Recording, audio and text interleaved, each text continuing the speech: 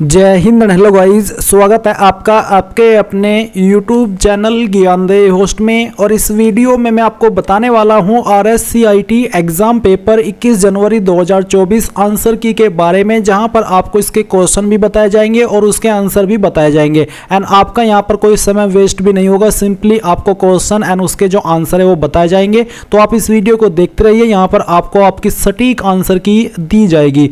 तो चलिए गाइज शुरू करते हैं। गाइज अगर आपने अभी तक वीडियो को लाइक नहीं किया तो वीडियो को पहले तो फटाफट से लाइक कर दो एंड चैनल को सब्सक्राइब करके बेल आइकन ऑन कर लो। अब चलिए यहाँ पर इस आंसर की के बारे में बात करते हैं। तो जैसा कि आप सब जानते हैं कि ये जो आपका एग्जाम है ये 21 जनवरी 2024 को हुआ है और इसके अंदर आपके टोटल 35 क्वेश्चन है। तो यहाँ पर पहले क्वेश्चन के बारे में बात करें तो पहला क्वेश्चन है कि कंप्यूटर सुरक्षा के संदर्भ में डीएनएस पाइजिंग का क्या उद्देश्य है। तो इसके जो विकल्प है वो आपके सामने है और क्वेश्चन पेपर तो आपके हाथ में होगा ही। तो यहाँ पर जो आपका राइट आंसर है वो है आपका ऑप्शन बी, यानी कि डोमेन नेम सिस्टम डीएनएस में गलत जानकारी डालना।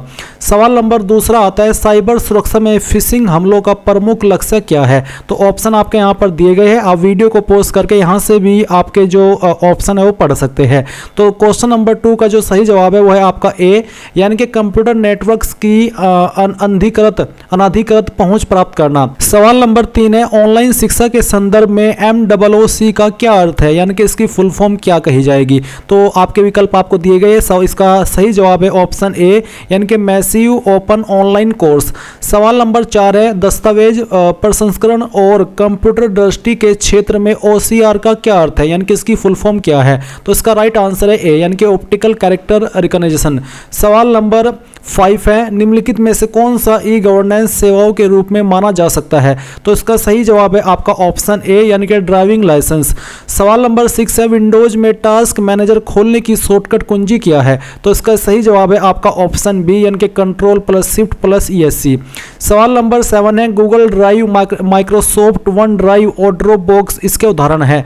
तो राइट आंसर है आपका डी, यानी कि क्लाउड स्टोरेज सेवाएं। सवाल नंबर 8 है मान लीजिए कि प्रत्येक पेपर के प्राप्तांक B2 से B7 सेल्स में है, प्रत्येक पेपर के लिए अधिकतम अंक 100 है। MS एक्सेल 2010 में प्रतिशत निर्धारित करने के लिए सही सूत्र क्या है। तो इसका जो राइट आंसर है वो है आपका ऑप्शन ए। सवाल नंबर 9 है यदि आप एक ईमेल संदेश के डैश बॉक्स में प्राप्तकर्ता ईमेल पता जोड़ते हैं तो संदेश की प्रति उस प्राप्तकर्ता को भेज दी जाती है और प्राप्तकर्ता का नाम संदेश के अन्य प्राप्तकर्ताओं को दिखाई नहीं देता है। तो यहाँ पर इसका सही जवाब है ऑप्शन सी, यानी कि BCC, इसको BCC कहते हैं। सवाल नंबर 10 है DNS सेवा डैश को संबंधित डैश में अनुवाद करती है। तो राइट आंसर है आपका बी, यानी कि डोमेन नाम IP पता। सवाल नंबर 11 है ई मित्र पोर्टल के माध्यम से निम्नलिखित में से कौन सी सेवाओं का लाभ उठाया जा सकता है। तो इसका जो राइट आंसर है वो है आपका डी, यानी कि ये सभी जिसमें कि बिल भुगतान, प्रमाण पत्र के लिए आवेदन, शिकायत दर्ज करना, ये सभी आते हैं। सवाल नंबर 12 है नया दस्तावेज या विंडो खोलने की शॉर्टकट कुंजी क्या है। तो राइट आंसर है आपका सी, यानी कि Ctrl+N। सवाल नंबर 13 है MSO पोर्टल निवासी के लॉगिन के माध्यम से किस सेवा का उपयोग किया जा सकता है। तो यहाँ पर इसका राइट आंसर है डी, यानी कि ये सभी जिसमें कि वेब पोर्टल के माध्यम से ई मित्र सेवाएं। बी है राजस्थान संपर्क। सी है ई सार्वजनिक वितरण प्रणाली। तो ये सभी इसमें आते हैं। सवाल नंबर 14 है ई कॉमर्स वेबसाइट का कौन सा उदाहरण है। तो राइट आंसर है आपका सी, यानी कि अमेजोन जिसको आप बोलते हैं। सवाल नंबर 15 है माइक्रोसॉफ्ट पावरपॉइंट 2010 के एनिमेशन टैब में नियंत्रण समूह निम्नलिखित है। तो राइट आंसर है आपका डी, यानी कि जिसमें कि पूर्वावलोकन, एनिमेशन, समय, ये सभी आते हैं। सवाल नंबर 16 है MS एक्सेल 2010 में एक चार्ट के तत्व निम्नलिखित है। तो इसका जो राइट आंसर है वो डी, यानी कि ये सभी इसमें आते हैं, जो कि है चार्ट, शीर्षक, legend, data label, data points, data series, grid lines, value axis, category axis. तो ये सभी इसमें आते हैं। सवाल नंबर 17 है निम्नलिखित में से कौन सा एक ओपन सोर्स सभी के लिए निःशुल्क मोबाइल OS है। तो राइट आंसर है आपका डी। तो इसमें भी आपका ये सभी सही है, यानी कि Windows phone OS, Apple iOS, A और B दोनों। तो इसमें ये सभी आता है। इसका जो सही राइट आंसर है इनमें से कोई नहीं, ऑप्शन डी। तो माफ़ी चाहूँगा, मैं थोड़ा इसमें कंफ्यूज हुआ। तो आपका जो राइट आंसर है वो है आपका ऑप्शन डी, यानी कि इनमें से कोई नहीं। सवाल नंबर 18 है विंडोज 10 में स्नैप असिस्ट का क्या उपयोग है। तो राइट आंसर है सी, यानी कि एक स्क्रीन पर से अधिक विंडो रन करवाना।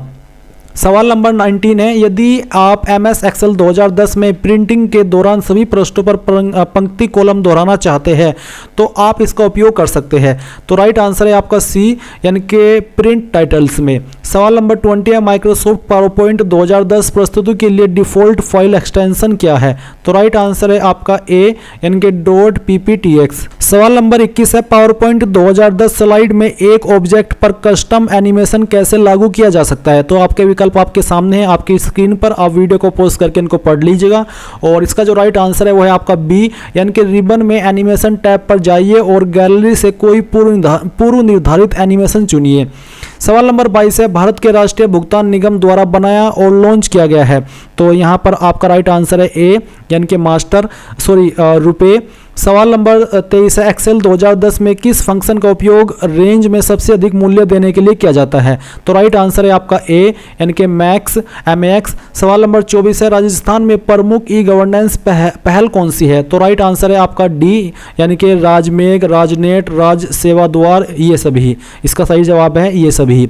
सवाल नंबर 25 है, ईमेल संप्रेषण में प्रयोग आने वाले BCC का विस्तारित रूप है, यानी कि इसकी फुल फॉर्म। तो राइट आंसर है आपका बी, यानी कि ब्लाइंड कार्बन कॉपी। सवाल नंबर 26 है, एक्सेल 2010 में फॉर्मेट सेल्स डायलॉग बॉक्स खोलने के लिए कीबोर्ड शॉर्टकट क्या है? तो राइट आंसर है आपका सी, यानी कि Ctrl+1। सवाल नंबर 27 है, एक्सेल 2010 में VLOOKUP फंक्शन का क्या काम है, क्या काम करता है? तो इसका जो राइट आंसर है वो है ए, यानी कि एक रेंज के पहले स्तंभ में एक मूल्य की खोज करता है और उसी पंक्ति से दूसरे स्तंभ में संबंधित मूल्य को लौटाता है। सवाल नंबर 28 है, माइक्रोसॉफ्ट वर्ड 2010 में कौन सी रिबन टैब में टेक्स्ट को स्वरूपित करने, फ़ॉन्ट बदलने और पैराग्राफ सेटिंग को समायोजित करने के आदेश होते हैं? तो राइट आंसर है आपका ए, यानी कि होम। सवाल नंबर 29 है, माइक्रोसॉफ्ट वर्ड 2010 में पेज ब्रेक कैसे डाला जा सकता है? तो राइट आंसर है आपका बी, यानी कि पेज लेआउट टैब पर जाइए और ब्रेक्स पर क्लिक कीजिए, फिर पेज चुनिए। सवाल नंबर 30 है, माइक्रोसॉफ्ट वर्ड 2010 में फाइंड और रिप्लेस सुविधा का उद्देश्य क्या है? तो राइट आंसर है बी, यानी कि दस्तावेज में विशिष्ट शब्दों या वाक्यों की खोज करना और उन्हें नए पाठ से बदलना। सवाल नंबर 31 है, माइक्रोसॉफ्ट वर्ड 2010 में आप कैसे एक संख्याकित सूची बना सकते हैं? तो राइट आंसर है आपका सी, यानी कि पाठ को चुनकर और लेआउट टैब से लाइन नंबरिंग विकल्प का चयन करके। सवाल नंबर 32 है, एक वेब ब्राउजर का मुख्य उद्देश्य क्या है? तो राइट आंसर है आपका सी, यानी कि इंटरनेट पर वेबसाइट ब्राउज करना। सवाल नंबर 33 है, माइक्रोसॉफ्ट एक्सेल में नए वर्कशीट डालने के लिए कौन सी शॉर्टकट कुंजी संयुक्त किया जाता है? तो राइट आंसर है आपका ए, यानी कि Ctrl+N। सवाल नंबर 34 है, माइक्रोसॉफ्ट आउटलुक में नए ईमेल बनाने के लिए शॉर्टकट कुंजी क्या है? तो राइट आंसर है आपका डी, यानी कि Ctrl+Shift+M। सवाल नंबर 35 है, विंडोज में एक रिस्टोर पॉइंट का क्या उद्देश्य है? तो इसका जो राइट आंसर है वह आपका बी, यानी कि सिस्टम को समस्याओं के मामले में पिछली स्थिति में पुनर्वापसी करने के लिए। तो गाइज यहाँ पर मैंने आपको आपके RSCIT के जो पेपर है 21 जनवरी का, उसके सभी आंसर बता दिए हैं। आपके इस आंसर की के अकॉर्डिंग कितने आंसर सही आए हैं वो आपको कमेंट के माध्यम से बताना है। और अगर आपने अभी तक वीडियो को लाइक नहीं किया, वीडियो को फटाफट से लाइक कीजिए और कमेंट के माध्यम से जरूर बताइए कि आपके कितने आंसर सही आए हैं। एंड अगर आपने अभी तक लाइक नहीं किया, वीडियो कर दीजिएगा, चैनल को सब्सक्राइब करके बेल आइकन ऑन कर दीजिएगा। Thanks for watching. जय हिंद।